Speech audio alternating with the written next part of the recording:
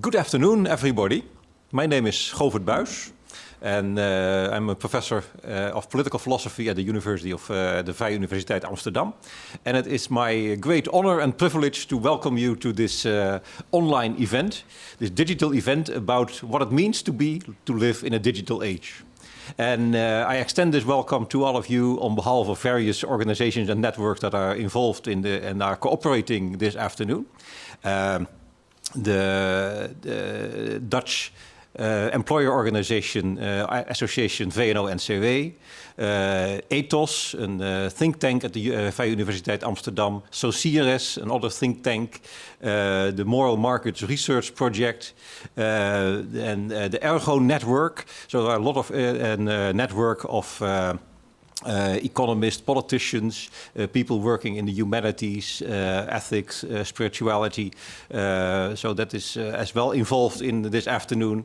And of course, the Templeton World Charity Foundation, who has been sponsoring a very interesting report on actually what it means to live in a digital age.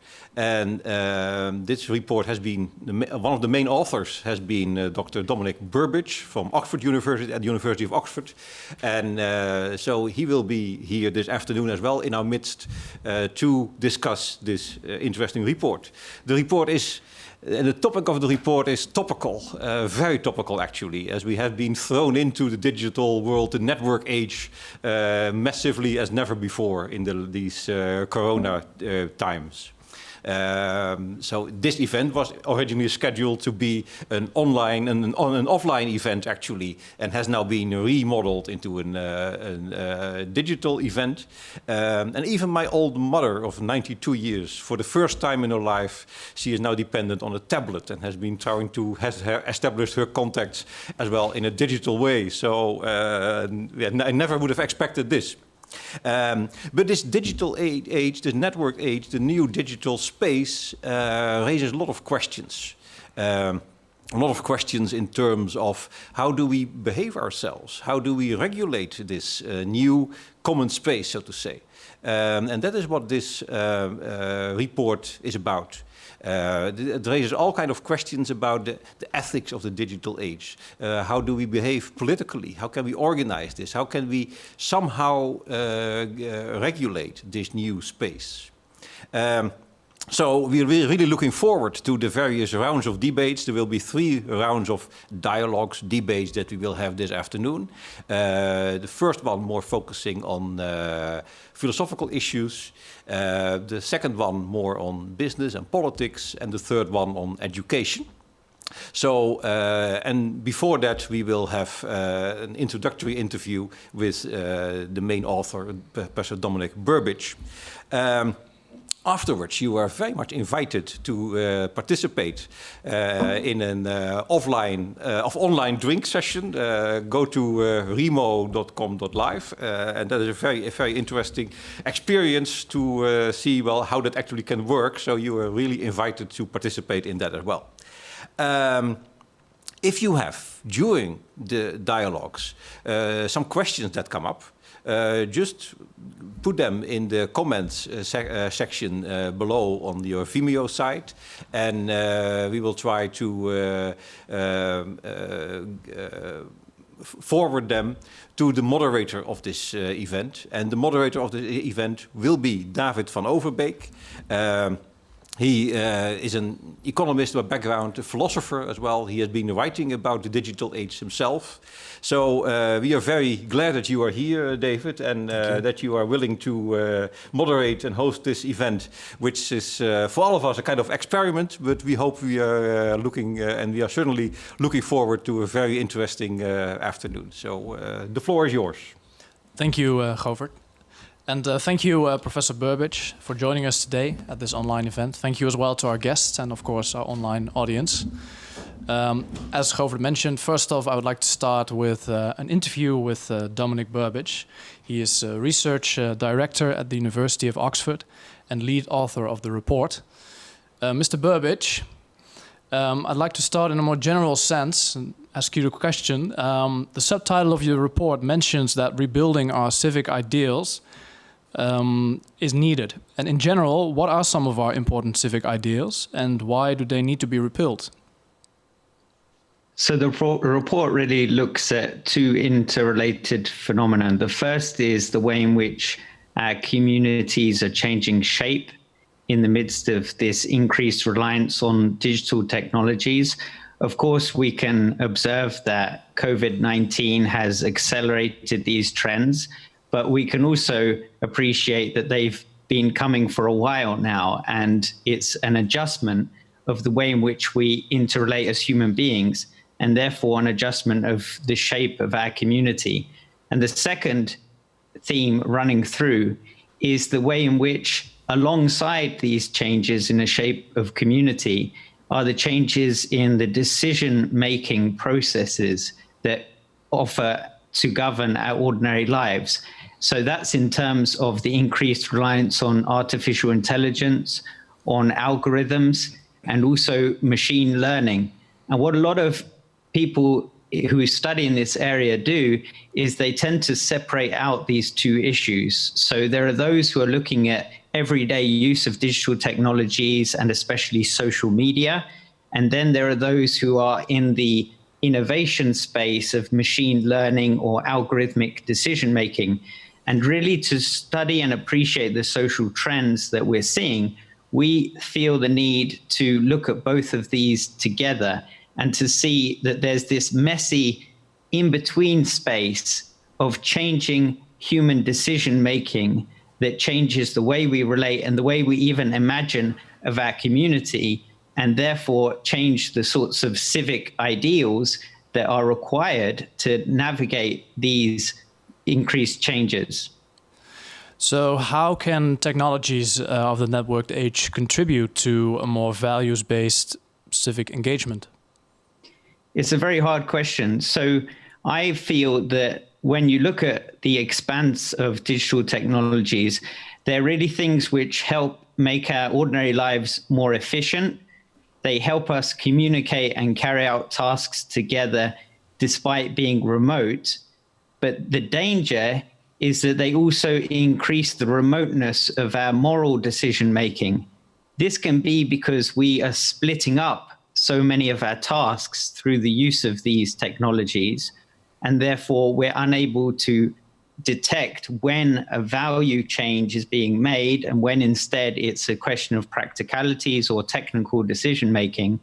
But it can also be in terms of having fewer people thinking about the moral whole of the community. So this is in terms of how we are shaping ourselves as a wider group, as a group that we would hope is orientated towards something of a common purpose and something of a common goal. So we have to look very critically at these changes, understand that some assumptions are being made as we adopt them, and to be able to explore the moral development side of the person alongside the shifts that we see.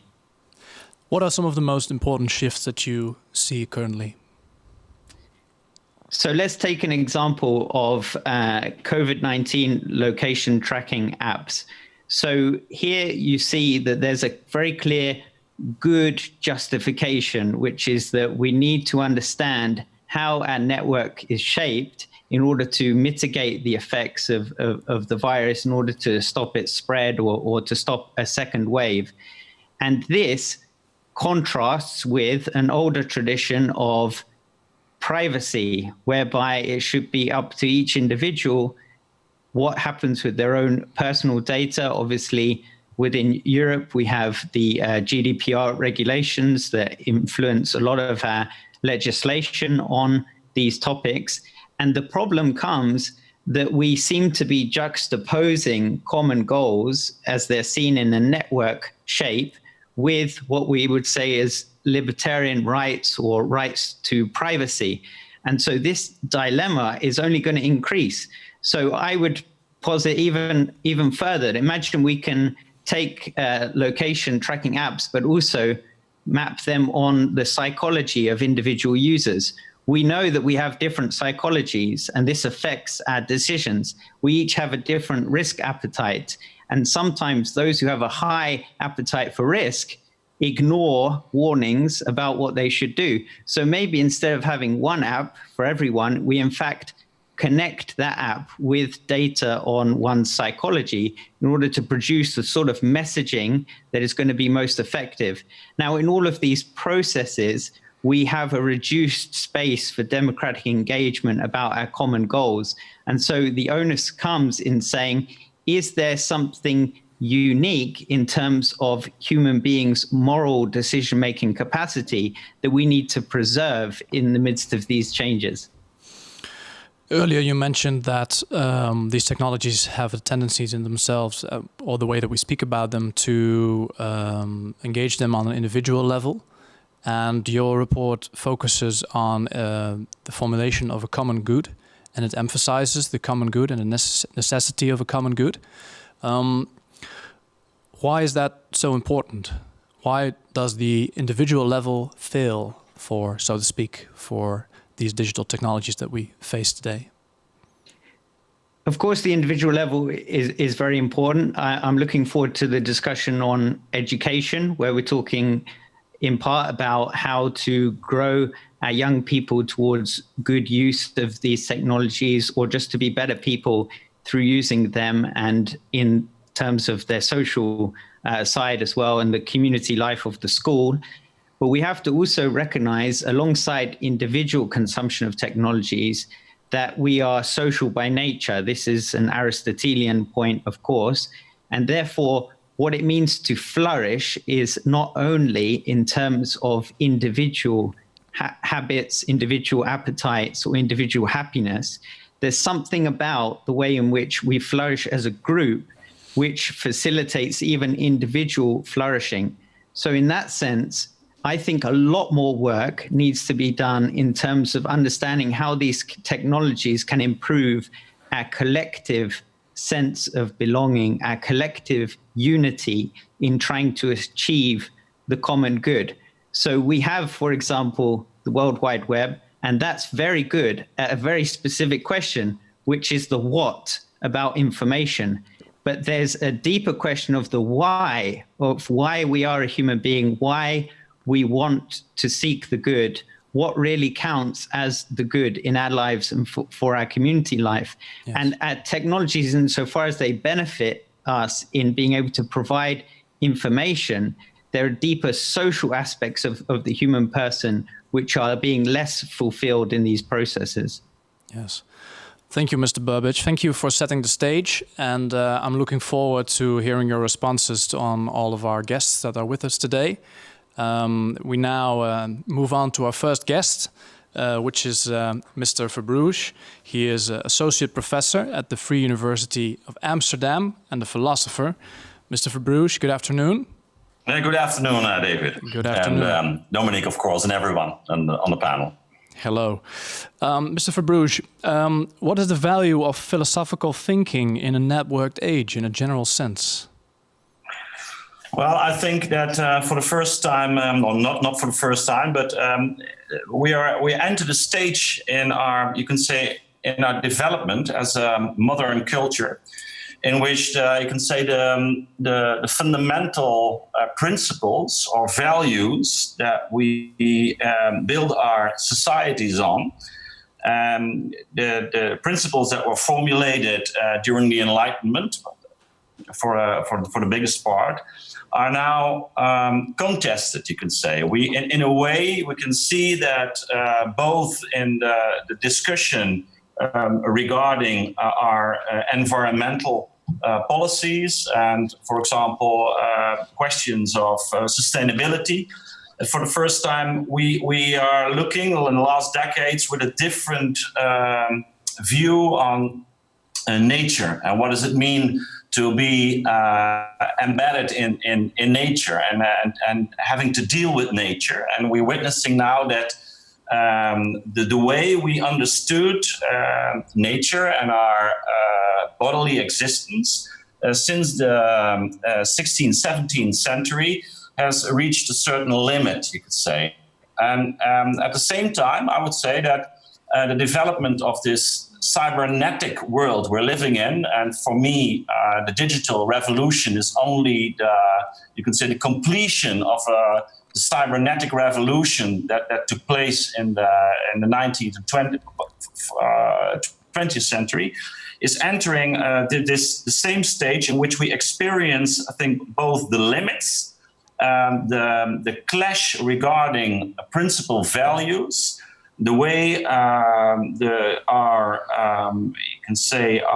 environment, but also our own human nature is transformed by technology in such a way that it's what we are, you can say, like we are experiencing in nature as such, over exploiting ourselves. So then it becomes important to reflect on the way we understand ourselves as human beings. We understand, and we have to reflect on those, you can say, anthropological ideals we formulated in the 16th and 17th century. And I think we now, within philosophy, but also, you can say, in reality, we have entered a stage in which a fundamental reflection on those principles has become necessary. And what are the prospects of this fundamental change within the way we look at our own anthropology, for example? What do you think that the prospects of that are? Yeah, so I think that one of the core values what we formulated in the course of the 16th, 17th, and 18th centuries, of course, the idea of individual freedom and self-determination. The modern subject, you can say, and both ethics that were formulated during modernity, that mean the Kantian, the ontologic ethic, in which the value of the individual is central, and the so-called utilitarian ethics, in which the greatest happiness for the greatest number is the leading principle, have become too, you can say, turn out to be too abstract to really understand what is going on, and as also are too abstract as guiding principles for reorganizing the way we live together and setting limits to technology. So Dominic mentioned, for example, Aristotle. Well, he's a pre-modern thinker, and I think it's not by coincidence he's mentioning him, because I think we have to reflect on the principles of modernity itself, and maybe the Greek philosophers, but also, I would say, mythical and other pre-modern sources of wisdom are really necessary to make it possible that we formulate, you can say, a kind of a spiritual stance or a way of relating towards technology as itself. And of course, this is also related to the question of education and the political question of limiting the use of, in this case, digital technology and artificial intelligence. All right. How can these pre-modern philosophers like Aristotle, which Dominic mentioned as well, how can they guide us in this transition, do you think? Well, I think that first of all, we really are in need of a concept of what it means to be or to flourish as a human. What does that mean? What are you could say, the fundamental dimensions of the good life? In our book,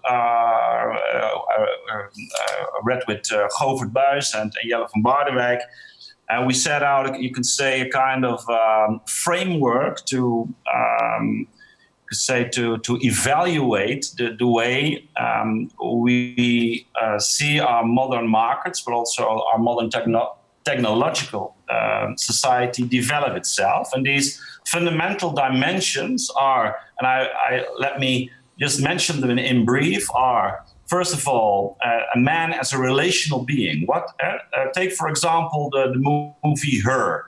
And we see the virtualization and the digitalization of human relationship. What does that mean?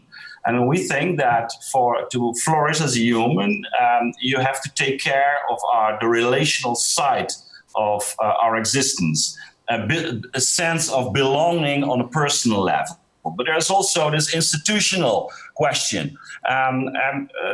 Some relations, you can say, organize themselves in institutions, like, for example, the family, but also a school or a company or a state.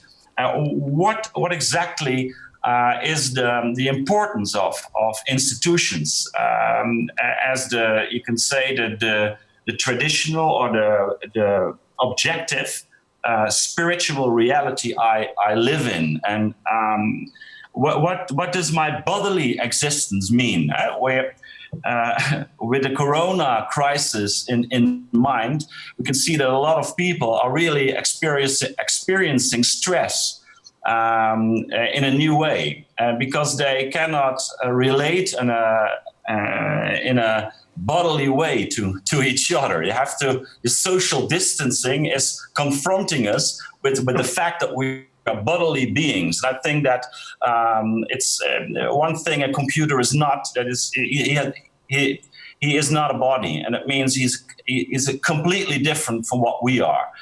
He isn't born, he doesn't die, and it doesn't die. So, and what does it mean that we are experiencing a development in which these entities become more and more important in deciding or guiding us in certain ways. So that's, and of course the relationship towards nature as the fourth one, and the experience of sense and meaning. What does my life mean?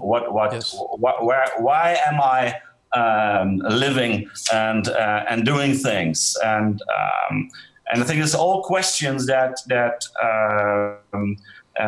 limit also the application of digital technology, or should limit. We should reflect on that in a different way than we were used to in the last ages. Thank you, Mr. Verbrugge, for the first set of reflections. Mr. Burbidge, would you care to comment on what Mr. Verbrugge had just said? Thank you. Extremely interesting. Thanks very much. I would just emphasize what he's been saying in terms of the completion of the cyberkinetic revolution of the 18th and the 19th centuries. So where we are headed in terms of our moral thinking has been really governed by this dichotomy between, on the one hand, those who say, okay, technology is just going to be what is useful for people. It's a tool, and we will use it insofar as it is useful. And then on the complete other end of the spectrum, the progressivists who believe that everything about human nature or the human being is so flexible and plastic that it is itself going to be transformed by these technologies. The most easy example of that being the transhumanists, who believe that, of course, data, computer is going to sort of overwhelm the human experience to recreate it into being another entity. And so to really help ordinary people in the current technological changes that we're seeing, we have to look back at authors who are able to identify the meaning of life and what counts as human flourishing, because the noise of that polarization on what technology isn't actually helping us discover who we are and what our community is and what they are for. So when we look at who you are and how you will change, we have to realize that you have a human nature which is going to remain influential. That involves setting of values which will endure as a human role and a human duty. And it's also yet going to affect your habits. And so the virtue-based approach of being able to interpret habits is really important here. We're not saying that human nature is totally changed, but we are saying our habits and our dispositions are changed. And that can be changed in a way that makes achieving the deepest goods of life harder. Yeah. Thank you, Mr. Burbage. Mr. Verbrugge, would you like to comment on Mr. Burbage? Yes. Yeah. Thank you for the. I think we're on the same line. I think it's very important for people to understand that technology, as it is developing itself now, it can no longer be understood in terms of a means to an end. It already transforms the way we live. It transforms our habits even before we have made any decision about that.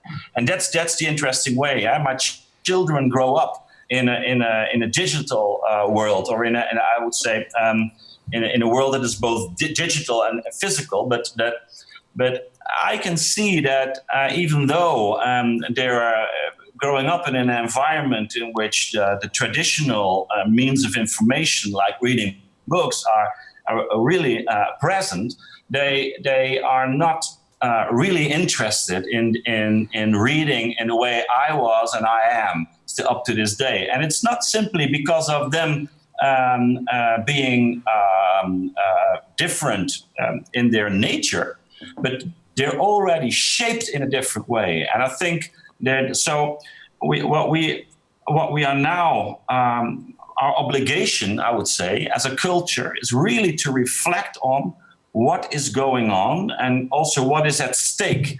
Not simply saying, different times, different habits, but also, what is important? Could it be forms of intoxication, for example, that we are witnessing right now? That we as a culture do not address in the right way because we do not understand it as an intoxication. And therefore we need, you could say, a different discourse, a different way of talking about developing ourselves, what it means to be a leader, a full and a complete life, and also to limit, to a certain extent, of course, the way that we become transformed in a way that is in fact destructive of what we think is important of our flourishing as human beings. Yes. Thank you, Mr. Verbrugge. Thank you, Mr. Burbidge, as well, for the first round. I'd like to proceed to our next guest, Mr. Haroon, Sheikh, philosopher and senior researcher at the Netherlands Scientific Council for Government Policy. Mr. Sheikh, good afternoon. Good afternoon. Good afternoon. You are the second speaker within the Philosophical Perspectives round. Is there something you'd like to comment on regarding the discussion we just had between Mr. Verbrugge and Mr. Burbidge? Yes, of course. Let me reflect on a few things. First of all, Dominic, thank you for a very interesting report. I've read it with pleasure, and it has a tremendously wide scope of subjects that it covers. And of course, overall, I'm very sympathetic to this idea of going back to our philosophical tradition, our tradition of moral and ethical thinking, and mobilizing that tradition to think about and critically about what's going on in our technically enabled age, and to open up that towards a more complex understanding of human nature.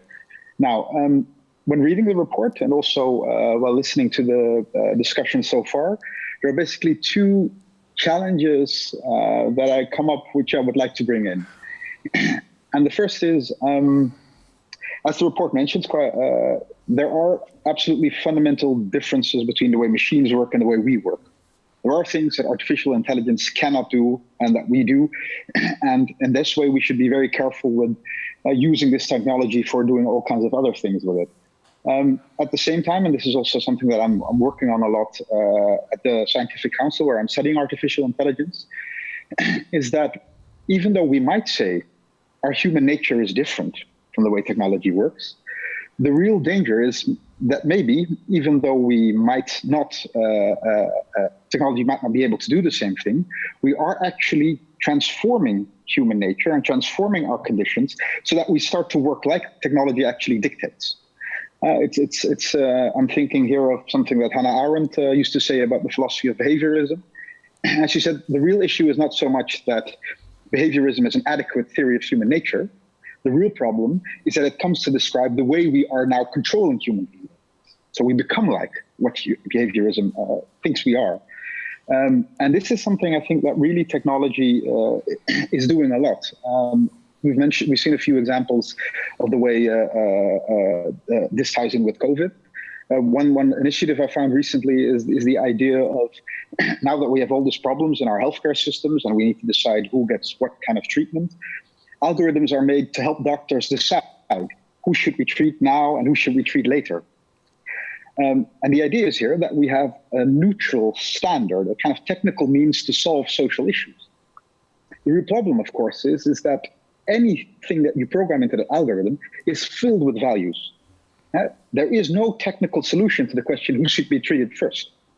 It has to be programmed. Do we believe that people who are sick have a priority or not? If you're young or old, you should have priority or not. So these value discussions, they are everywhere. But what technology actually does is that slowly, but in a very subtle way, it kind of masks these value issues as technical questions. And in that way, we come to believe and rely on these systems, but actually very fundamental issues in our human nature, which cannot be taken over by machines, are actually still pushed aside. So that, I would say, is basically the first big issue for me on how, and David, I can continue on a second core issue, or if you want to respond to this, I'm happy to elaborate. Well, let's elaborate first on the first one, because I think Mr. Verbrugge and Mr. Burbidge also briefly mentioned this.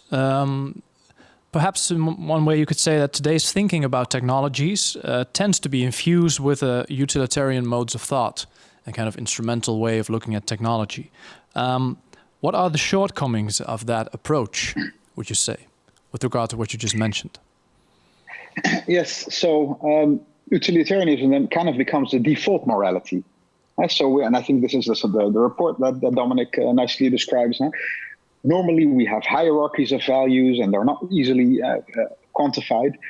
That makes it difficult for machines. So instead of using that then, utilitarian works as a way to actually transform all kinds of truly human issues into technocratic issues. Another example would be something that's used in Amsterdam, for instance, a system that decides which schools children go to. It's utilitarianism. It's seen as an optimization problem. Which person in which neighborhood should go to which school and how to optimize that. But of course, issues like who goes to what school also involve all kinds of questions like fairness, inclusiveness, openness, diversity in schools. And these questions with this utilitarian logic are actually put aside and reframed as technical issues. And that, I think, it's where it, in a very subtle way, is actually undermining this more complex moral reasoning that comes from our broader philosophical tradition. All right. I have a question regarding what you just mentioned from the audience, the digital audience, which is also participating. Can civic virtues be embedded in the design of digital networks and algorithms, or do you think that some virtues will remain exclusively human? And that's an interesting question. I mean, there's a lot of anthropomorphizing going on. It's even if I think one of the things we need to understand with artificial intelligence, if the effects are the same as our behavior, it doesn't mean it is very similar behavior. So we might simulate something that acts like empathy or acts like creativity. That doesn't mean it is actually the same thing. So we should distinguish between having the same results and having actually the same phenomena. But could we design technology in a way that is more rich and encompasses more elements of our human nature? I do think so. I do think that's possible. I think we need to think more clearly about what I just mentioned. We have all these values that are now actually implicitly put in technology.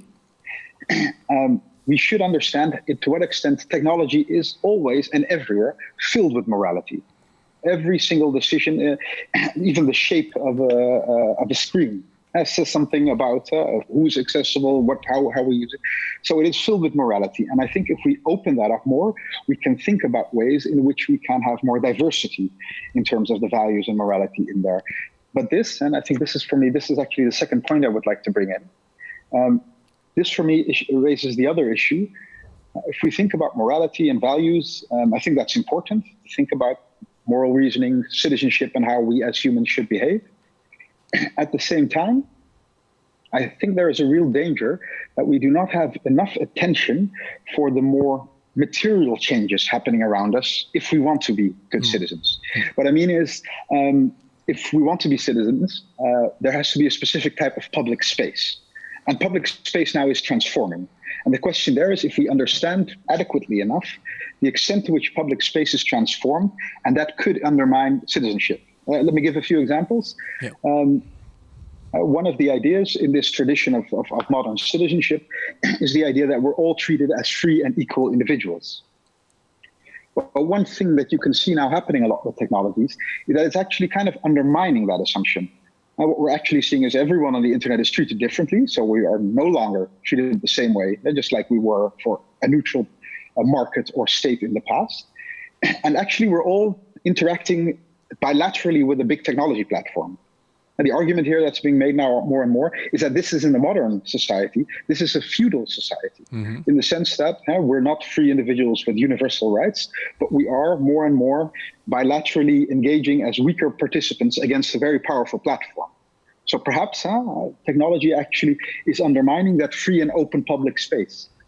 Another example here, and I think that this ties into something Verbrugge also brought in, is how is our public space now being transformed from a culture of words to a culture of images? And this, of course, has to do with all the videos that we're watching and those kind of things. But more broadly, you could say our traditional citizenship is tied around words. Even the report suggests a recommendation we should develop a culture of listening. So we're speaking and we're listening. Our modern politics, our parliaments are based on speaking, French parler. It's where we're speaking to each other.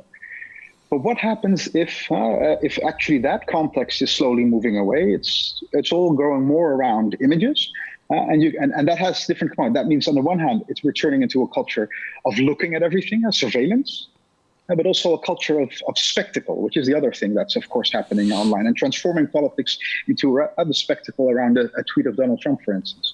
So instead of, you could say, the democracy of the word, are we having now something that you could call ocular democracy, a democracy of the eye? And if public space transforms in that way, what negative effects might that have on our traditional ideas of citizenship? Thank you, Mr. Sheikh. Mr. Burbidge, what do you think about these two challenges that Mr. Sheikh locates?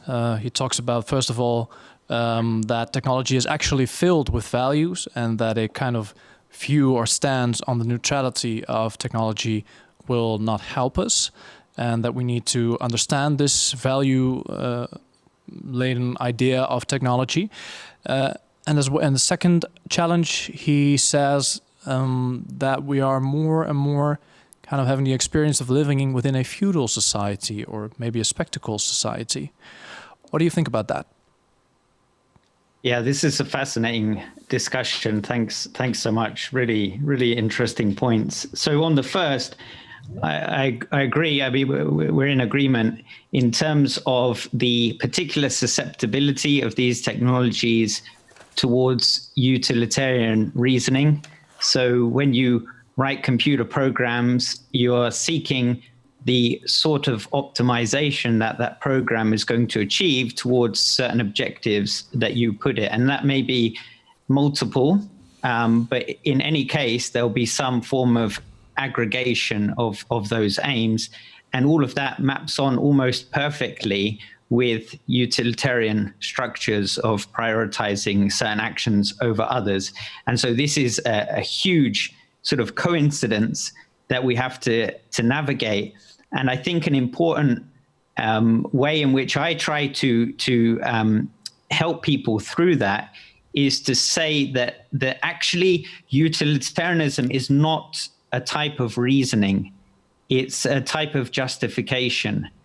So in philosophy, it actually doesn't represent real experiences of how humans think, and it doesn't represent the different levels of good that we may seek to navigate. And as was put, in terms of hierarchies of goods that human beings are able to follow, whilst keeping in mind the goods postponed. These are deeper, universal, eternal things that we even can't achieve immediate satisfaction of, but we still keep in mind.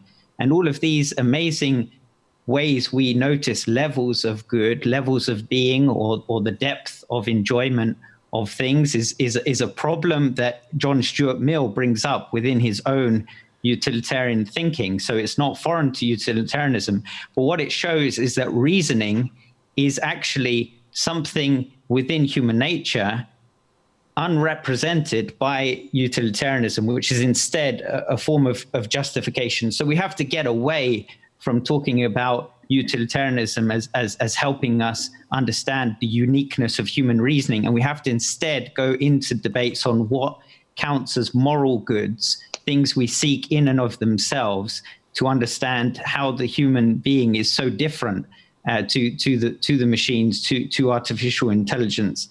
And then for the point about how we try to achieve that and the difficulties that are involved, one of the recommendations that we have in the report is to maintain distance between thought and speech. And this, I think, links with a lot of what has just been said, because there is the tendency within these technologies for instant reaction or instant response to be rewarded.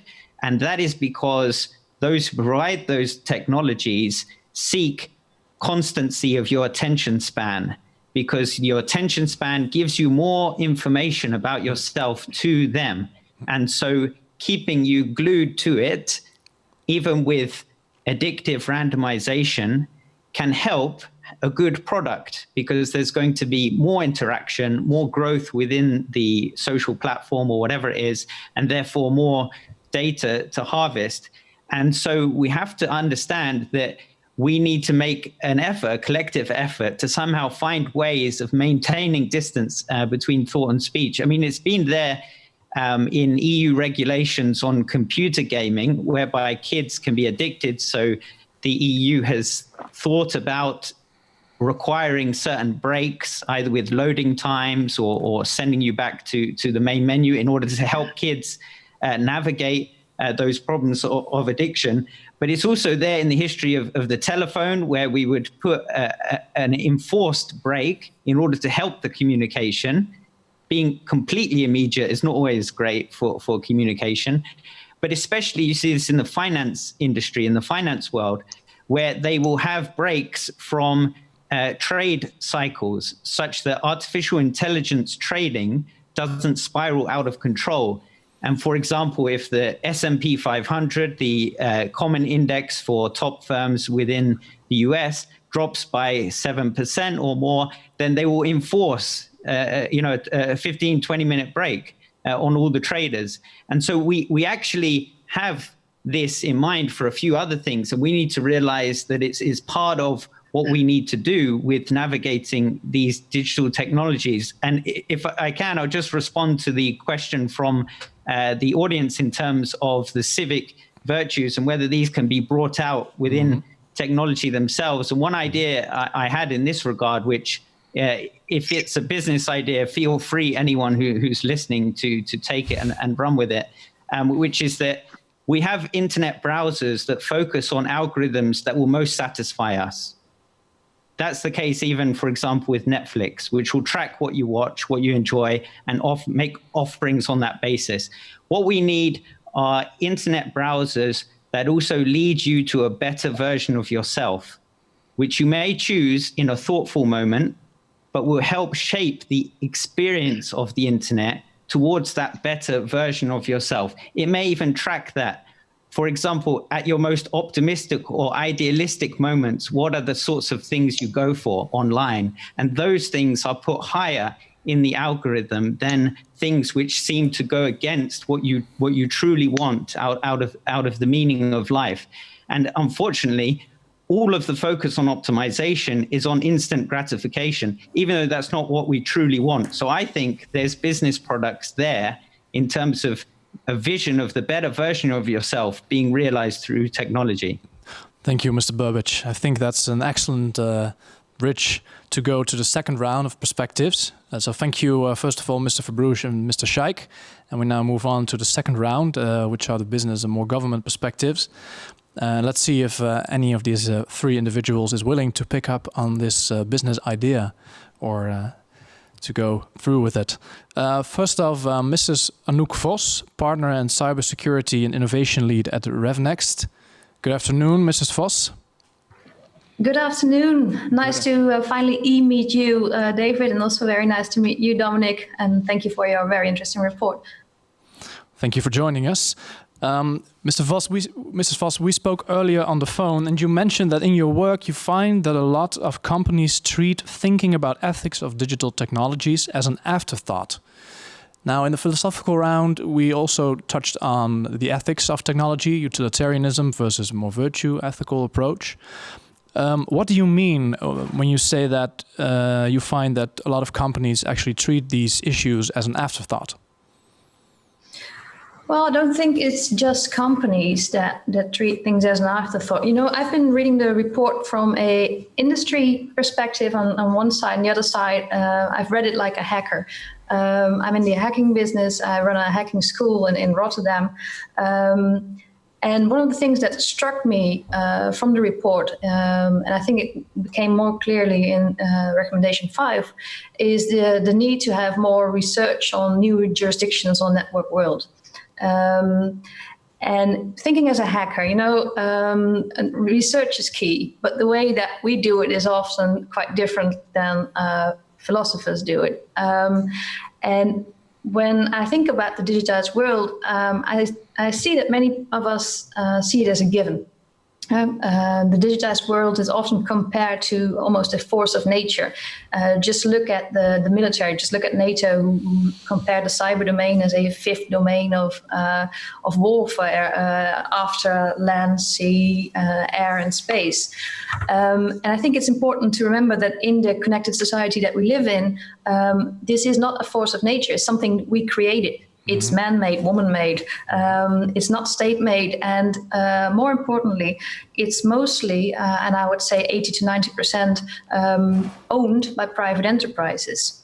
Hackers question this world altogether. As a hacker, you look under the hood of what our networked world is. You test it, you manipulate it, you try to break it. And why do you do that? Not just to understand it technically, but also to be able to ask better questions.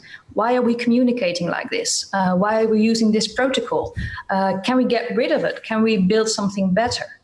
And I feel that in our digitized world, we created a silo in which it seems that all solutions for today's problems are to be found in this technical world, and that rejecting certain technical progress is almost like rejecting human progress altogether, like we are throwing ourselves back to the Middle Ages, for example. And so to get back to the idea of an afterthought, and also to combine it with the recommendations made in the report, I would like to add hacking, or maybe deconstructing this world as a field of study that we need to invest in, because it is important to look under the hood. And it is important also to at one point say, we know, let's stop this. This is not what we want to build. This is not a force of nature, but we can change it. Thank you. I'd like to go to Mr. Burbidge immediately, and then perhaps go back to Mrs. Vos afterwards. Mr. Burbidge, Mrs. Vos, she endorses hacking as a means of understanding what's going on, so to speak, under the hood of modern technologies. Do you endorse this method as well? And what do you think is the value of this practice? No, thanks. Hacking means a lot of different things to different people. But I take her points. I think these are excellent points and very interesting. I agree that there's more research needed for jurisdictions that can apply to this networked age or to a digital age. And this is proven by the hackers, who, of course, can mobilize. If you take it, for example, Anonymous, this group of hackers who take down government websites or particular companies for social causes, they don't care about jurisdiction. And that means that they have some immunity, because they can organize parts of their community to engage in activities for which they won't suffer the consequences because they lie outside of the jurisdiction. Or in any case, the fact that social issues have become so global means that they can be orientated towards things which are very different to the old nation state model. Now, I think, therefore, it brings up questions of sovereignty. So we're operating with the idea that we have sovereign nation states that then make laws. And even at the supranational level, such as the EU, which is very effective in its directives, regulations, and even EU law as passed through the European Parliament, that is a product of a treaty-based organization, in that initially it's the nation states themselves that agree to form those common institutions. So even on that front, there's reliance on the notion of sovereignty of the nation state, and all of this is turned upside down by the current changes that we see. So I recommend this very strange book to people, which is Andrew Jones, the author, which is Before Church and State, where he looks at 12th century France to show, as a historian, that you can have government without a notion of sovereignty. And that is that the church and the state have different realms of activity over the same territory, for which they hold different methods of accountability. And I think we have to go towards looking at roles and realms of activity rather than territorial jurisdiction, to try to get a better sense of the way in which we can provide regulation or ethical standards or community norms that overlap in terms of territory, but nevertheless focus on members themselves, their obligations, their duties. What would you like to ask Mrs. Vos with regard to her perspectives? No, it's great. I would ask in terms of accountability towards corporations. So the problem comes that if you accept a hacker-based approach, there becomes a difficulty in the everyday regulations of corporations. We can't all become hackers. We can't all drum up social causes to hold certain groups to account and not others. There is still a role for boring government, boring regulation, for boring companies that aren't going to go viral on the Twitter feed when they make transgressions. So how can we understand the contribution of the kind of hacking community working with the standard idea of corporations? Well, I think that the fact that the hacking community got so influential in the first place is because governmental organizations or industry have not really taken their role. And I'm really triggered by what you said about sovereignty, because this is something I think is so often overlooked when we talk about the digitized world. Like I said, this is a world that we created ourselves, which is for 80 to 90% in industry hands. And still, from a government perspective, we want to have a say. And what I'm not seeing is that state actors, for example, are truly reinventing themselves to address the fact that boundaries no longer and distances no longer exist, but also that the idea of responsibilities and the fact that you have no jurisdiction over it, there seems to be a lot of work to be done there. And I think that this is why hackers are becoming so influential. At the same time, and this is something that I think also state actors have kind of missed, is they have failed to engage industry to make use of that power vacuum that's been created. And I often wonder why, we can't have a governmental IT complex, a balance where, yes, we have a technology, but where's the plan? And I'm constantly wondering why there's not a big, audacious goal, especially when it comes to digital citizenship, in which this is the plan that we're working towards. And I sometimes want to compare it to, the 1950s when we had NASA. The plan was to send people to the moon, an ambition set and paid for by government. So what is a NASA-like plan for digital citizenship or for the civic goals that you mentioned in the report? What is it about? What makes us human? Is it about human rights? But where are we heading? What's the plan? Thank you, Mrs. Vos. Just for the sake of time, I'd like to move on to Mr. Robert de Snoo and ask him this question. Let's see what he has to say about that. Welcome, Mr. de Snoo. You are working at the Human and Tech Institute. As Mrs. Vos mentioned, and Mr. Burbidge also commented on, is there a necessity for an audacious goal which kind of perhaps takes back some of the sovereignty that this Silicon Valley-based internet has taken away from us? What do you think about that, Mr. de Snoo? Well, thank you to be here. I think that such a goal is lacking, but it also has to do with that all these developments, we treat them as that it's been here for a long time, but they haven't. I also say that we're living in an age where we talk about digital transformation, where actually we're still in coming of age. There is no digital maturity. It might feel as there is digital maturity, but there isn't. So we need to engage with each other to discuss what the impact is. And then such a goal can emerge. But we are still, as I see it, pretty clueless on the general perspective on what's happening to us. And I see that within organizations as well. They don't have the skills, they don't have the processes, they don't have the experience. They are not used to make decisions from a technology perspective, which are value-based, which you can actually say, as Dominic said, can you make organizations accountable? In order for them to be accountable, they have to be aware of the impact of the decisions they make from a technological standpoint. And from my experiences, that a lot of organizations are not that far ahead in their thinking. They all are trying to catch up with the digital rat race and basically are more incorporating more personalization over and over. And these ethical questions, these sort of take this in-between time to actually think about your reaction is also needed from an organizational standpoint. Why do you think that they are struggling? We're simply not used to it.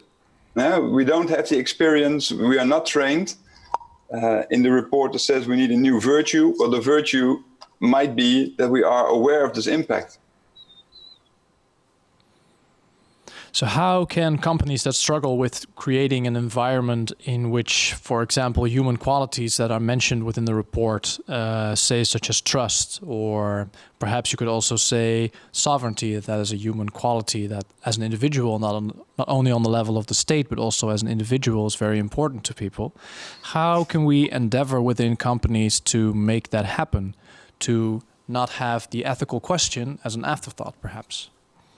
Yeah, well, there's an interesting point. The problem with the term ethics is from a corporate perspective, it almost instantly turns into a staff function, which means you don't have to think about it yourself. So we rather talk about trust. What does this do with trust? And if you ask that question, everybody gets very uncomfortable. How does that actually work out? Can we measure it? Well, that's pretty hard, but everybody has this feeling about it.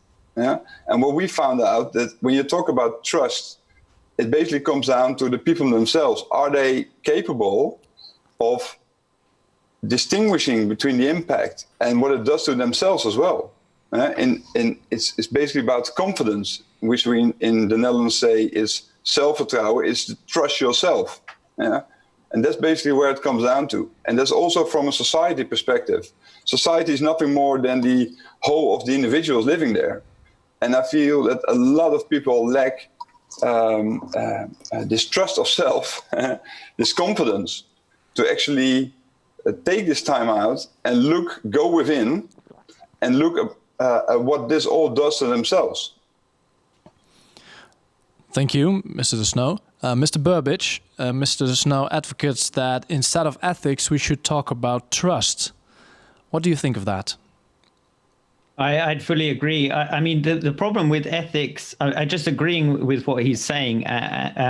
The problem with ethics, when it's put to corporations, is that they see it as a check on operations to avoid being liable for something they haven't yet detected. So when you talk about ethics in that context, it's usually interpreted to mean compliance.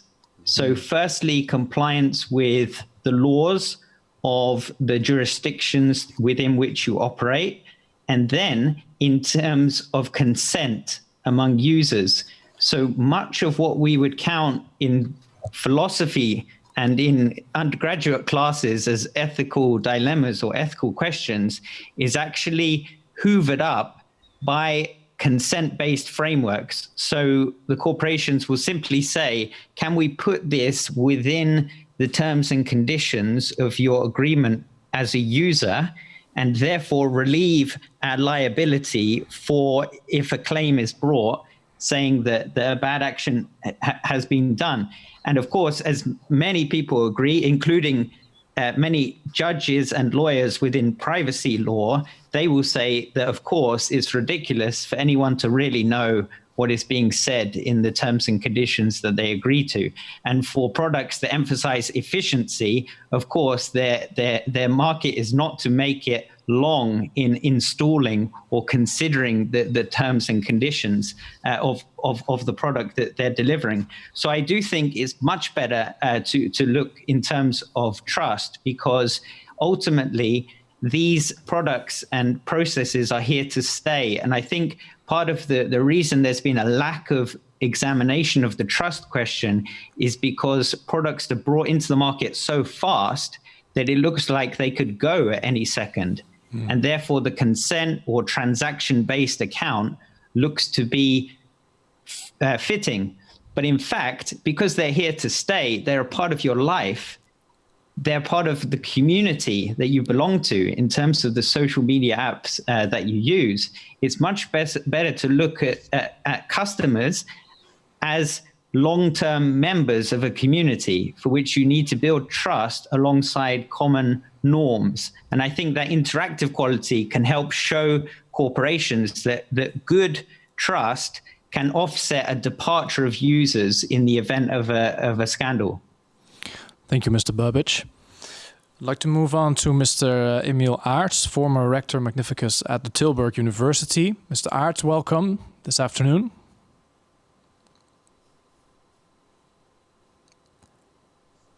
Yes, a warm welcome to you as well. I'm sorry, I was still on muting. So it's a pleasure for me to be on the program. Yes. And, what would you like to ask me? Well, what did you think of the discussion between Mrs. Vos, Mr. Snoo, and Mr. Burbidge, and the call for changing perhaps the way that we speak about ethics within the society, within a corporate environment? Well, it's a very interesting thought. It is not new, I would say, as long as we have technology and develop it as part of the anthropomorph scene, as we call it, as a type of new age. This is under scrutiny, you could say. We even could go back to the electric grid. When that was being installed a very long time ago, we had similar questions. So it's not new, but the angles are different. What I particularly liked was this statement by Anouk, that it is all a kind of afterthought treatment. I do recognize that strongly, but at the same time, I do recognize that big companies are also trying to change this and to move it much more to the starting point of the, let's say, service or product development chain. And so I know of companies like IBM that are developing, let's say, a kind of rule-based, but maybe that's not the appropriate wording, but they try to at least open the discussion and give us a vocabulary to discuss it with their designers, where they stress the idea of value-based design and with the purpose to move this up. And a second thing that I particularly liked in the discussion was a statement, I think that also Anouk made it, that these hackers, they are a kind of, let's say, critical reflectionists of the current age, and that they use their own programming language to let's say, fuel this discussion. And that goes back to the work of Clarissa Herrenschmidt, a French philosopher, who said that coding is a new type of language that society is going to need and to use in a very broad sense. So these are just a few thoughts from my side. Thank you, Mr. Aerts. How do you think that this coding, as you say, as a new form of language, how will that transform us being aware of a certain type of technology usage? Yeah, that goes back to education, and I like that subject in particular. And so we teach young people to count, so the calculus part. We teach them to talk, so that's the language part. But there is a second virtue, and that is to teach them to program. In the most broad sense that we can, and we only know of Lego as a company who has moved that into their business model even. Lego Mindstorms, for instance, is an example. But I think that in the development of a new society, I think that coding, so learning to program, learn to design your own, let's say, deep learning algorithms should become part of our educational system as of the early ages. Thank you. Mr. Burbidge, what do you think of that? I think it's very good.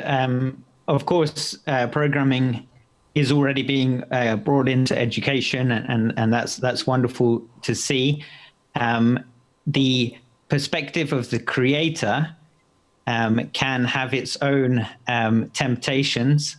With this, we know well from literature.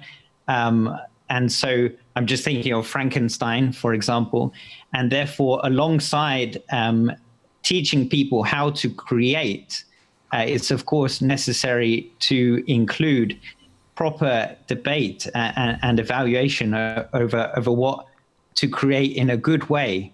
And that means in service of others, as opposed to in a way that manipulates data or human input for goals that lie outside of what those persons would want. And so, I mean, to return briefly to that trust question, kids need to be taught how to program with trust. And this has been started by the whole open access approach to programming and the sharing culture, but you can't take that for granted. And so including the need to share and collaborate among kids as they learn programming is key, and installing a sense of transparency as undergirding the whole process is key. And in this sense, it needs to be different to the teaching of maths or calculus, or even the teaching of computer use before, which is very much an individual technique, like how to type or how to use a PowerPoint, which is how kids, have been taught IT more recently. And instead to see that collaboration is key for the installing of successful programming techniques, and that's a human-to-human virtue. It's a human-to-human interaction as well. Yeah, thank you, Mr. Burbidge. I'd like to take that comment over to the next round, but before we go there, I have a last question, a critical question, I might say, from the audience, with regard to our conversation within the more corporate perspective. The question is as follows: don't corporations, with their insights into the human tendency to instant gratification, have a better understanding of human nature than high assumptions about the better self, quote unquote? Being your better self is often boring. Aren't companies very good in manipulating us towards our lower self? Can you respond to this question, and perhaps also with regard to your proposal, which is more trust-based? It seems that this question is really asking whether your approach on trust is, if it is any good. So the story I like to give on trust is you imagine a chocolate Easter egg hunt among kids. and you say to the kids, okay, you gather them all in front of you and you say, okay, I've hidden chocolate Easter eggs around the garden, and I'm going to give you each a basket, and whatever you find, you get to eat. And then I ask to the kids, okay, any questions about how this works? And then, of course, someone raises their hands and says, well, it would be an optimal solution if you went and got all the eggs for us because you know where they were put. And in some ways, that represents the dilemma with technology, that it makes things more efficient, identifies how we can optimize behavior, but in a sense, you lose the community building aspect as to the very reason why you did the thing in the first place. So do corporations have a better sense of our human nature in the sense that they have a good understanding of what we have tended to do with their products so far? Then I would agree. But what we seek as human beings sometimes lies outside of what we'd recognize as consumption. Material benefit, short-term satisfaction of desire is an important part of human nature, but there's more to it in terms of consciousness over moral deliberation, your sense of justice or doing the right thing, virtues such as charity, care, listening to others, empathy. These are all aspects that are sometimes undetected by corporations specializing on a single product. So that's why it's important to help insofar as we can to widen our scope on what we can do with these technologies in order to help people overall. Thank you, Mr. Burbidge. I'd like to move on to the third round, the more educational perspectives. I'd like to welcome our two guests, which are physical attendance, Mrs. Ellen Helsper and Mr. Remco Pijpers.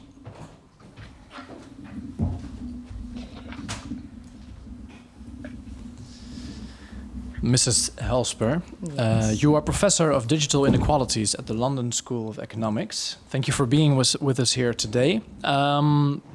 In our previous round, we discussed a couple of things that also touched base on the educational points. Do you think that hacking is a good way to teach children how to be more self-aware of digital technologies?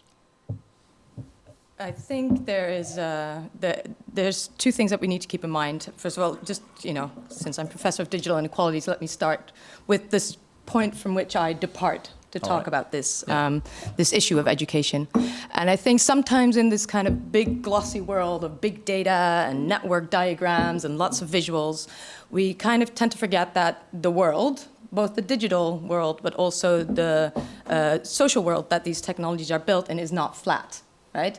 We've heard a lot of talks about humans and children. Mm-hmm. And the truth of the matter is, like citizens, one child is not another child. One human is not another human. And we have different positions. So our abilities to participate in the digital world are unequally distributed, right? And we see that happening.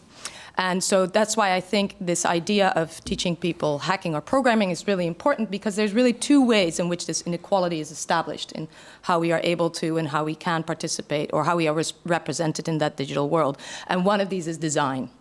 So one of the areas in which we know that there's a lot of inequality is in who gets to design the digital world. And we see that, and I'm not talking like a big conspiracy of people that are out there that are trying to dominate the world, some cabal of, white middle-class men or something. But the truth of the matter is those are the people who are designing our digital world at the moment. Mm-hmm. Those are the people who, with the exceptions of wonderful people like Anouk, who we've had on this panel. But in general, they are located in very specific socio-demographic and also physical locations in the world. So unless we change that, unless we change who gets to create the technology and the content, who gets to create our digital worlds in which every one of us participates, we are not going to overcome these inequalities. And I'm just going to assume that everybody agrees that everybody should have equality of opportunity to shape the world that we live in, that they should feel represented and comfortable in this world. And the thing is that if we take hacking or programming as a kind of technical skill that allows us to construct a world in our own image and invite other people into that world, then yes, it's very important that we teach hacking and programming, but we need to do it across the board, right? And that's, I think, where the role of education is that formal education is one of the places where we reach everybody, yeah? So I think that's one of the important points, that yes, but don't do it as to whoever likes to do it, because then we get a replication of that same pattern. Thank you. I also think that when I think of hacking and digital ethics, I often think that it's aimed at the individual level, and I think that's also something which was touched upon by many of the other people that spoke during this afternoon.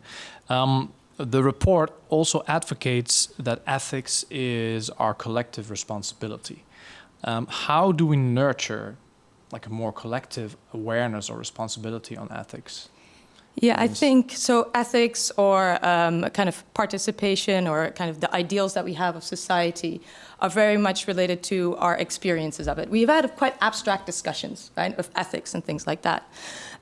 But, you know, all of us are real human beings with real lives. We live in, we work in places, we live in homes, we go to school in certain schools. And that's where our vision of our understanding of what's good and bad is shaped. Yeah. So if we see how other people are interacting, what they say is appropriate, what we should be doing when we go into technology, what should these outcomes be that we should be kind of working towards when we use technologies. That is kind of a really important thing. That's how we shape ethics in our everyday lives. Because in the end, the technologies that we're talking about are embedded in all our everyday lives. So I think one side of this that we just talked about was more that design and programming, right? Mm-hmm. But the other side of it, if we want to think about ethics, is to kind of this awareness that we need to create, this kind of more critical literacy rather than the technical one, is around how we use technology really is going to shape this digital world that comes after that. Beyond programming, just every single simple click we make, which video we select, even our decisions not to go to certain places, those are the things that are going to shape this digital world for the people who come after us, right? And that's quite different from a physical world that's not as networked. Because if I open a door and I go through that door, another person will still have the option of going through a different door that's on another side of the room. But if you do that in a digital world, if I open that door, it's much less likely that the person who comes after me will see that other door, because the way that these technologies are constructed is that every action constructs that world. They make certain things more visible, less things less visible.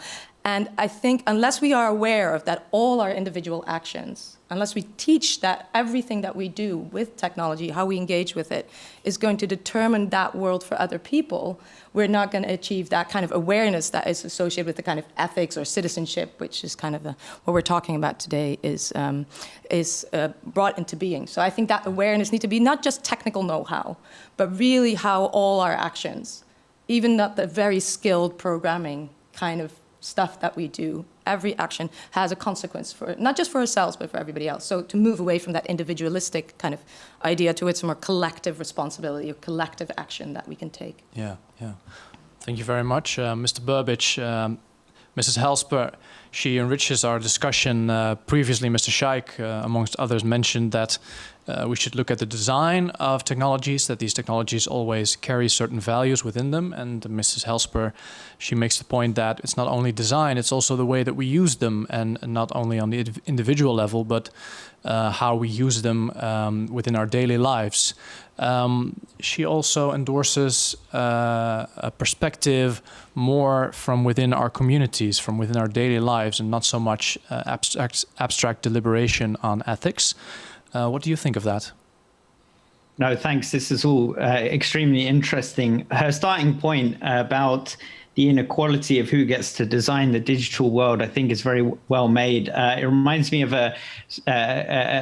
some anthropological research in Kenya that I was listening to in a conference, whereby the speaker was pointing out that, okay, so Facebook groups, they look good from the Silicon Valley point of view. So why would you use a Facebook group? Maybe you want to do yoga or Pilates, and you get together your friends and you have this common group. Maybe you have a golf club or whatever it is. Now, one of the uses of Facebook groups in Kenya, unfortunately, has been among the police in order to organize extrajudicial killings. And that is because killing criminals before they receive a trial is, of course, against the law, but something that the police sometimes desire to do. Sometimes they want to break those rules because they might feel a personal vendetta against certain criminals, or because they feel this is the only way to properly combat crime. And therefore, they have used Facebook groups to post images of those criminals that they suspected criminals that they seek to conduct extrajudicial killings against, so that their other police officers can know that that is the target of today. That is amazing. And of course, nothing that was intended by Facebook. But you've got to realize that most of the users are in the developing world, but all of the creators are in the developed world. And therefore, there is, of course, this inequality that is going to produce these big disparities in use. And to build on her further point in terms of the way in which technologies are constructed, determining our world, determining our everyday use, our everyday interaction, I couldn't agree more. I think part of the problem is the extent to which speed is rewarded. This is something that comes up with those who researched the spread of fake news in the 2019 Indian elections, where they describe interviews with those who have spread fake news, who will talk about the euphoria of being the first one to spread to their network. And we've got to realize that people do desire to be relevant in this world of fast news, to have their voice as part of the national conversation or the international conversation. And so we have to bear in mind that in that process, we're having the determination of our world based on these algorithms or these habits that are formed through the technologies, which may not always be the best. We emphasize in the report civic virtue of listening as being a key aspect to help deal with issues of hate speech. And one of the reasons for this is that oftentimes when those who have engaged in hate speech are interviewed, asked about their reasons, they'll say that no one was saying it and I needed people to know, which means that they've gone for a long period beforehand of feeling that no one listens to them before the sorts of vocabulary or language that they use becomes more and more extreme. And then eventually it does gain attention in the form of hate speech and is decried. But why are we waiting until that moment versus having the sort of technology which would include ordinary users in a way that made them feel listened to? Thank you, Mr. Burbidge. Mrs. Helsper. Listening to Mr. Burbidge, something came up in my mind that perhaps this process of quickening these the faster the world tends to get, that doesn't enable us to reflect on the habits that we are perhaps subconsciously creating within our communities. Does this also have to do with the fact that your point that you earlier made is that the digital technologies, if we aren't careful, that they are capable of reflecting the same inequalities that already exist within society, but maybe even in more extreme forms within digital technologies? Yeah. So that's something that we would call like amplification, right? And I think if society wouldn't be racist, sexist, ableist, all those kinds of things that we tend to not think of as good citizenship, at least not, I think, in this particular context, is that unless society deals with those aspects of it, it would be silly to think that technology can solve it.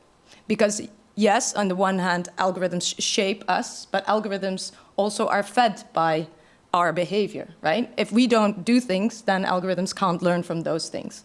So I think because we're talking about education in this panel, a lot of what will make us good citizens in digital societies are the kinds of things and the kinds of education, the kinds of principles that we have been educating, not just young people, but older people, lifelong learning that we do everyday life, about what does it mean to be a good citizen. So this is a wider debate.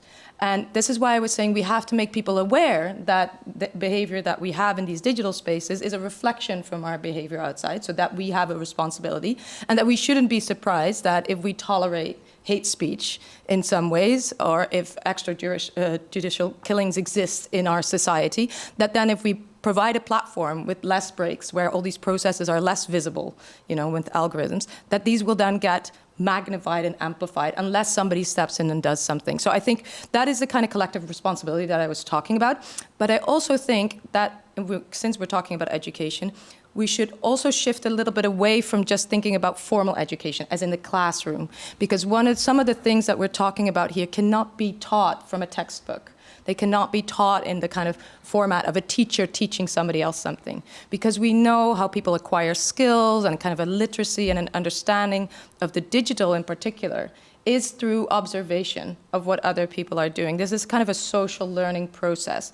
And some of the organizations that already exist, again, in society, civil society organizations that try to combat racism or gender inequality or things like that, this is where they should be getting involved in, because I think that the goals that they stand for, the things that they stand for, cannot be achieved unless they start understanding that this digital world is amplifying some of these processes that they are trying to combat. So training and awareness, creating awareness among the civil organizations, but on the other hand, also they engaging with the people that they work with to say, like, we cannot tolerate this anymore and we need to do something about this. So more collective understanding of social learning, not in this individualistic sense of a teacher kind of, giving knowledge, technical knowledge to students, but really thinking that this is something where we have various points at which we learn, not just in the school or in a course, but in all these organizations and clubs and societies and communities that we are involved in. Yeah, yes. Thank you, Mrs. Helsper. I'd like to move on to our last guest of today, Mr. Pijpers, Mr. Remco Pijpers. Thank you for being here. You are a strategic advisor in digital literacy at the Kennisnet Institute. Thank you for being here.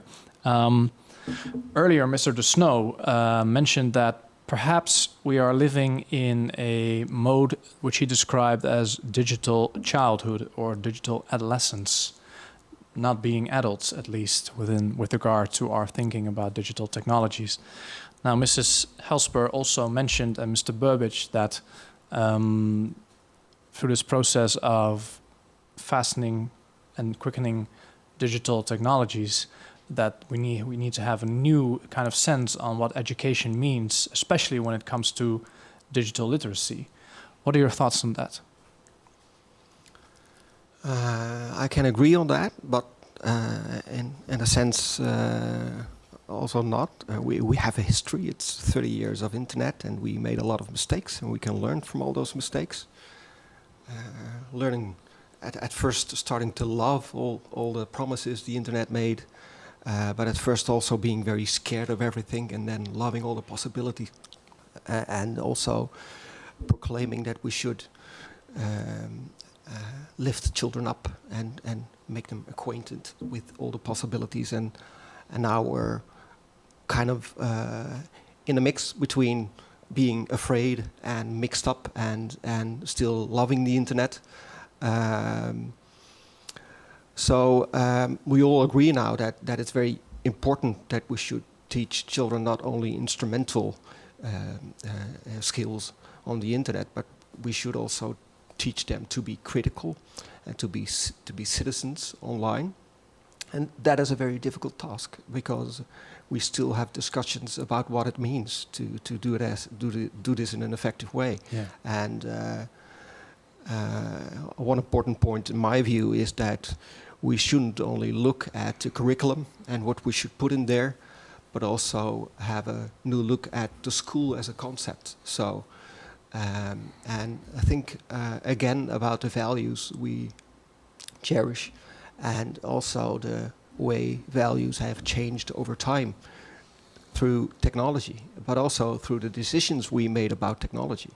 And it's very important, I think, also to slow down and have a look at those values again, and have a value-based approach to technology in the schools, realizing that transformed the school and the social fabric of the school. Yes. And that also influences the way children cope with all the challenges. Now, the report of Mr. Burbidge, thank you, first of all. The report of Mr. Burbidge mentions that we should teach listening as a civic virtue, and we've discussed this a little bit already, but why do you think that's important with regard to what you just said? Well, to start with, the internet is full of noise, which means there's not only a lot of distraction. When I look at my kids, all the YouTube videos they see and all the comments that are made and how they are involved in that, sometimes it's frightening, and on the other hand, it's very interesting as well. So there's a lot of noise, and we have to teach children, help them to listen to the right stuff, to listen to themselves, and to listen to others, instead of only creating beautiful apps and videos. Like the report says, the focus is very much on teaching them how to design things and how to have your voice heard, and listening and slowing down is important as well, even more. And but that virtue also applies to the schools and to the teachers and the people making decisions about the technology in schools. And I think it's what we are not doing very well is listening and involving pupils in decisions we make about technology in schools. So you can teach children how to be critical through the internet, and at the same time have platforms in your school and reach out Google Skills diplomas. So somehow it doesn't match up. So if we decide how to have data-supported education, and after a year we evaluate with the students, are you happy with it? And instead of that, we should listen to students first and agree upon the values we share and how those values can be integrated in technology we let into the school. Do you think that students or children are more susceptible to this noise at the internet, or are adults just as susceptible to the noise? Well, looking at children, there are a lot of differences, like Ellen also said. So I worry about a lot of students that aren't trained and helped in an effective manner. Teach children how to program, but not talk about what the internet is and what is underlying all there. Then you make a big mistake. And but I see a lot of pupils also that give me hope and give me confidence in the way they will shape the future. So and regarding to grown-ups, they make me worry more in the way they decide about children and their future, and the way they are eager to fall for all those promises for efficiency and for the promises technology has in there, and very utilistic. Yeah. So that has to change. So we have to be more receptive as decision makers, policy makers, in the way we involve pupils and their values and our shared values in the way we use technology on schools and in society. Yeah. Thank you, Mr. Pijpers. Mr. Burbidge, the report mentions that or advocates that we should listen more as a civic virtue, that we should teach that. But if I listen to Mr. Pijpers correctly, perhaps it's the adults who ought to be taught more to listen. Do you agree on that? Yeah, there's a lot of adult learning needed as well. The thing is, the problems are different. So one interesting area of research is in the way in which adults give advice to kids about technology and the way that doesn't actually help them. And a key example of this is the big fear among adults, or those of us here who are near the grave compared to the young, new, hip generation. We tend to fear that the internet keeps everything you do as an archive. That's a big fear of us. And we only recently came to discover this, it seems, and we fear that our kids don't realize this. Don't you realize that all the comments you make, all the images that you post are going to be around forever? Sure, but the research on this shows that kids oftentimes don't know of any other time when that wasn't the case.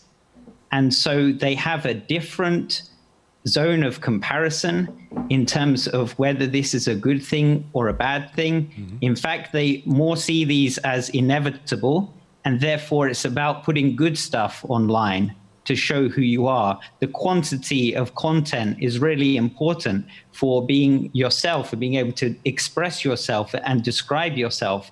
So they are, in this sense, less fearful. But where it comes in terms of addiction or habitual use can be a bit different as well. One of the reasons why adults will tend to open many tabs at the same time is because of a history of slow internet. So when we started out with the internet, the page would be slow to load and we think of other things to load.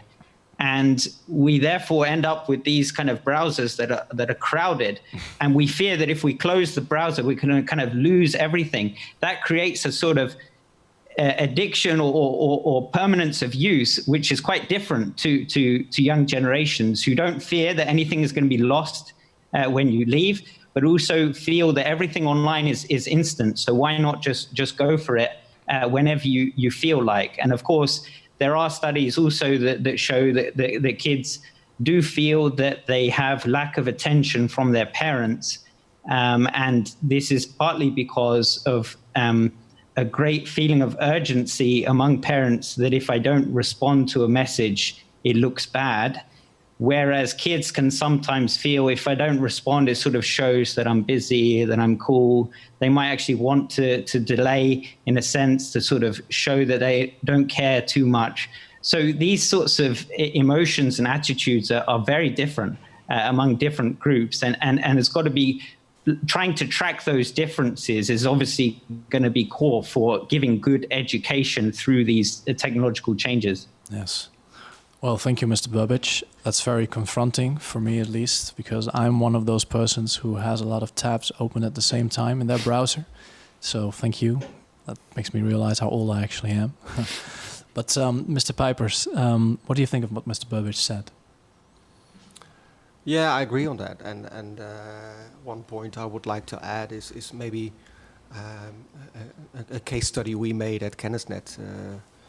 To also finish my other point is we were invited by a school leader who really wanted to know how his students thought about datafication, and they had plans to use more data of students to help them reach their exams. And he thought, well, we're doing quite a job, and we guided this talk between him and 6 students. And at first, those students thought, well, what's the problem? Collecting data, helping us, but along the way they realized that they felt almost obnoxious, that realizing that the school knows so much, also private information. So not only the big tech companies, but schools are very interested and keen on collecting everything to help the students. So at the end, the school leader said, I realize now that I checked my regulation things and that's in place. I checked privacy. I comply with regulation, also check. But I forgot one essential point is that humanity and human aspects. There are big possibilities to collect a lot of information, but that doesn't mean that I have to collect this information. And it's very important that we slow down and discuss, reflect on that, and also talk, like I said before, with students and pupils. And then you come to different decisions, and along the way you make them very digital literate. Thank you, Mr. Pijpers. Well, certainly during this afternoon we've had a lot of reflection about digital technologies that surround us these days. Mr. Burbidge, as we are approaching the end of this event, I think we could talk on for hours, but yeah, it has to come to a close at a certain moment. Do you have any closing remarks with regard to the entire conversation we had this afternoon? Well, thank you. This has been a real pleasure, and thanks so much for all of the interest. I think my closing remark would be to just emphasize this point that the networked age makes our attention span a scarce resource. We are all going to die, and between now and our death, we have only so much attention we can give. And whereas before, we would look more towards the sorts of products that we're producing, the sort of salary that we get or the economic gain, the industry is moving towards the marketization of our attention in order to get that attention as if it's a scarce resource. So we have to realize that in the midst of these processes, we're still sovereign over the use of our attention span, and that creates an everlasting role for human agency, human moral agency in navigating these trends, because ultimately it's up to you as to who you give your undivided attention to as a gift. And that will remain important for social relationships as they develop, and even the way in which these technologies shape themselves.